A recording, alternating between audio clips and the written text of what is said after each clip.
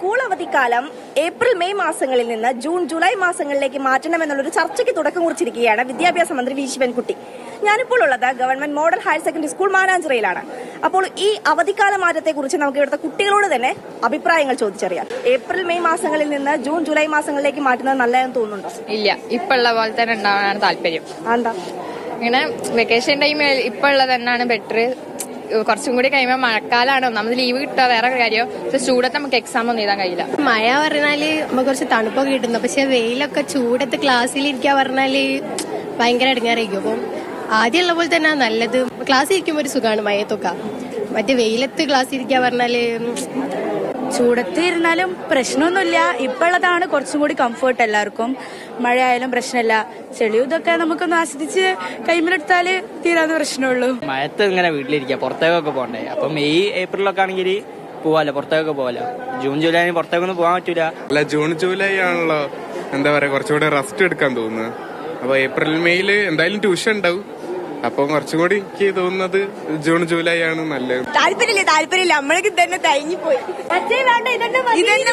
ഇതന്നെ മതി തൈഞ്ഞു പോയി നമ്മളിത്. പക്ഷെ ഇപ്പോ മെയ് മാസമൊക്കെ ആവുമ്പോ നല്ല ചൂടാണ്. അതുപോലെ ഇപ്പം ജൂലൈ വന്നത്തേക്ക് അപ്പൊ മഴക്കാലത്ത് സ്കൂൾ ലീവ് ഉണ്ടാവും. അതുകൊണ്ട് വേണ്ട.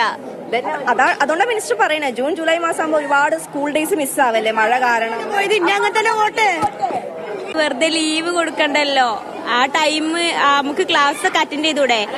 മെയ് മാസമൊക്കെ ആകുമ്പോ നമുക്ക് കണ്ടിന്യൂസ് ആയിട്ട് ക്ലാസ് കിട്ടും. മാർച്ച് ആകുമ്പോ ക്ലാസ് പോവല്ലോ, ലീവ് കിട്ടല്ലേ. ഏപ്രിൽ മെയ് തന്നെയല്ലേ? ആ മതി. അത് അപ്പോഴാ വെയിലും, അപ്പൊ പുറത്തേക്ക് ഇറങ്ങാൻ കഴിയാ. മഴ ആണെങ്കിൽ വീട്ടിൽ നിന്ന് വിടൂല. പിന്നെ സൂര്യാഘാതം അങ്ങനെ കേൾക്കും നമുക്ക്. ഇതുവരെ കണ്ടത് കുട്ടികളുടെ അഭിപ്രായങ്ങളായിരുന്നുവെങ്കിൽ ഇനി അധ്യാപകരുടെ പ്രതികരണങ്ങൾ എങ്ങനെയാണെന്ന് കൂടെ നോക്കാം.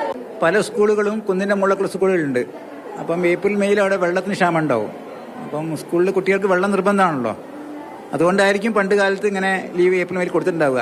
ജൂൺ ജൂലൈ കഴിഞ്ഞാൽ ഓഗസ്റ്റിൽ ഓണം വരും. അപ്പോൾ ഓണം വെക്കേഷനും ആ സംഗതിയൊക്കെ പ്രശ്നമാവും. അതിനൊക്കെ ഒരു കൃത്യമായ പരിഹാരം കണ്ട് പഠിച്ച ശേഷം ചെയ്യാൻ പറ്റുള്ളൂ എന്നാണ് എൻ്റെ അഭിപ്രായം. ഇപ്പം മഴ ലീവ് എന്ന് പറയുന്നത് ഒരു 2-3 ദിവസമേ ഉള്ളൂ.